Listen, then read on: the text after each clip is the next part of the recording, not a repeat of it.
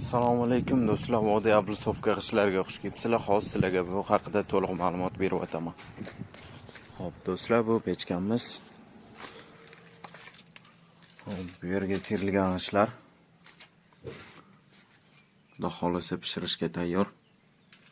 Hozir sizlarga pishganlarini ko'rsataman. Xo'p, qadrdonlar, sizlarga g'ishtlar razmeri bilan tanishtiradigan bo'lsam, eni 3 sm, balandligi 6, uzunligi 25 standart bo'ladi. Xo'p, do'stlar, bu g'ishtlarimiz 1000 gradus issiqlikda pishgan polni. Xo'p, do'stlar, bu g'ishtlarni ikki xil sveti bor. Bularga rang qo'shilmagan, tabiiy ranglar bular. Xo'p, bular ham pishgan. Mana ko'rishingiz mumkin, ovozlarini eshitishingiz mumkin. Xo'p, do'stlar. Xo'p, eni 2,5 sm, uzunligi 12 sm. Xo'p, yana bitta g'ishtimiz bor. Bu 6 sm ga 6 sm. Xo'p, endi butun обычный g'ishtimiz bor. 12, 6. Uzunligi 25 buni ham.